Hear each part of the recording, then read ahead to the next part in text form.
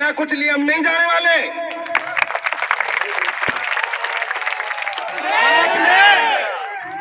आपने हमारा बहुत शोषण कर लिया। और मैं साथियों आप लोगों से भी कहना चाहता हूं, 14 वर्ष का समय बहुत लंबा समय होता है। आज राजस्थान की सरकार यह देखती होगी और जो विपक्ष में बैठे हैं वो भी वहां बैठे बैठे मंद मंद मुस्कुरा रहे होंगे, क्योंकि वो भी कभी सत्ता में हुआ करते थे। कभी उन्होंने भी हमें भरोसा दिलाया था,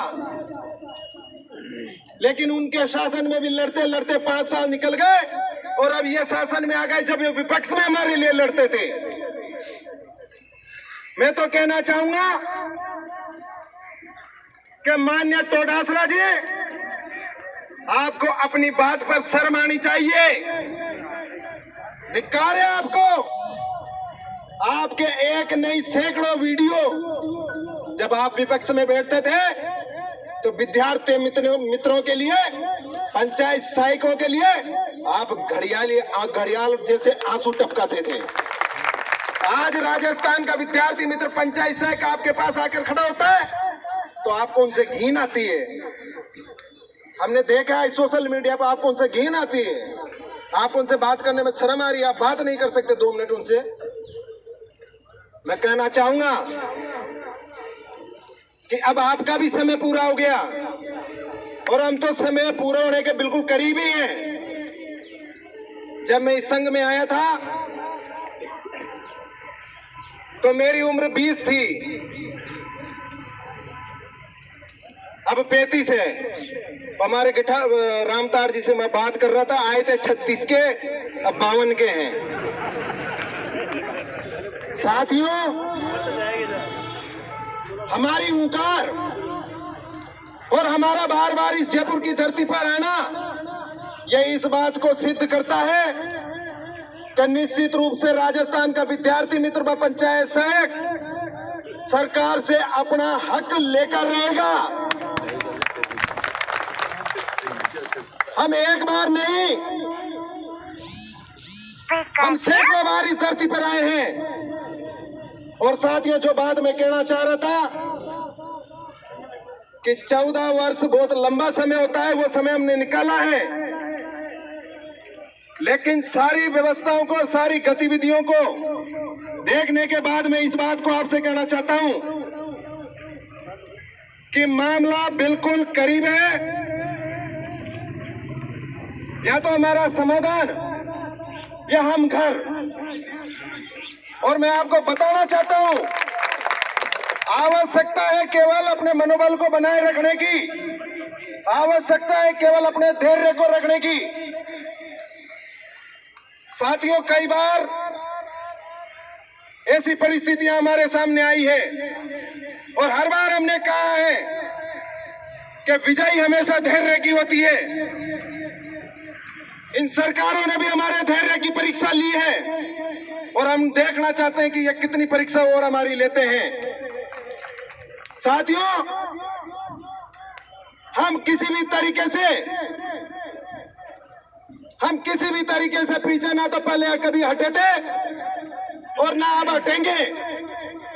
आज ये आंदोलन का जो बिगुल बजा है साथियों, निश्चित रूप से यह लंबा होगा, निश्चित रूप से यह निर्णायक स्थिति पर पहुंचेगा।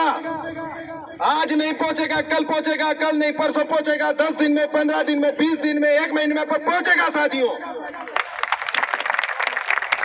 और मैं तो आप लोगों से भी कहना चाहता हूं कि जो संकल्प लेकर हम 2017 और 18 में चले थे साथियों, बिल्कुल वो समय अब नजदीक आने जा रहा है।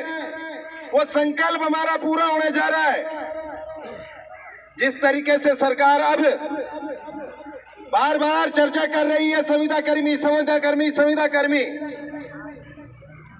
साथियों, मैं ये नहीं कह सकता और नहीं मैं इस बात को कहूंगा कि हमारा सारा काम आज हो जाए।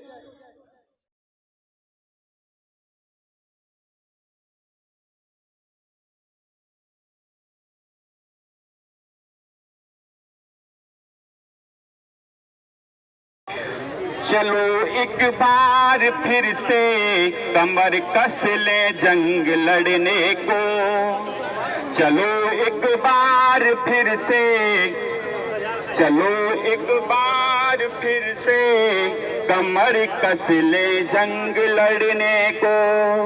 समय की मांग कहती है चलो कुछ आगे बढ़ने को, समय की मांग कहती है चलो कुछ आगे बढ़ने को। न छुपो स्वर्ण अवसर है तुम्हें कुछ खास मिलने का, न छुपो स्वर्ण अवसर है तुम्हें कुछ खास मिलने का। बताओ शेष क्या बाकी है तुमको होने मरने का, बताओ शेष क्या बाकी तुम पे खून डरने का। यानी इस मुक्तक के माध्यम से मैंने आपको ये बताने का प्रयास किया कि हमारा जो बेशकीमती समय था वो हमारा चला गया है। अब तो डटे रहो, अब जाने की आवश्यकता नहीं है। हमारा जो कुछ भी होना था वो हो चुका। अब तो आप सब जानते हो जो अरमान लेकर के दिल के अंदर आए हो वो यहाँ पे प्रकट करने ही होंगे और डटे रहना यहाँ पर हमारी पहली प्राथमिकता होनी चाहिए। मेरे सोए हुए शेरों जगो तुमको जगाता हूँ, मेरे सोए हुए शेरों जगो तुमको जगाता हूँ। क्रांति का बुलबुल फूंका है ये तुमको मैं बताता हूँ, क्रांति का बिगुल फूंका है ये तुमको मैं बताता हूँ। हमारी सरकार तक ये आवाज मेरी जानी चाहिए। मैं अगली पंक्ति में जो सरकार को बता देना चाहता हूँ कि वो हमारे धैर्य की परीक्षा ले रही है, अब वो घड़ी समाप्त होने वाली है। हमारी शिष्टता और धैर्य को जो भीलता समझे, हमारी शिष्टता और धैर्य को जो भीलता समझे, उन्हीं को सबक सिखलाने को मैं तुमको बुलाता हूँ, मैं उन्हीं को सबक सिखलाने को मैं तुमको बुलाता हूँ। समय की आवश्यकता हुई तो मैं पुनः आप लोगों के बीच होऊंगा। अभी मैंने जो बोला शायद मैं अपने पूरे अंतर्मन से नहीं बोल पाया हूँ, मेरे अंदर भी थोड़ी सी झिझक, एक कंपन सा था। मैं पुनः वापसी करूंगा आप लोगों के बीच। जय हिंद, जय भारत।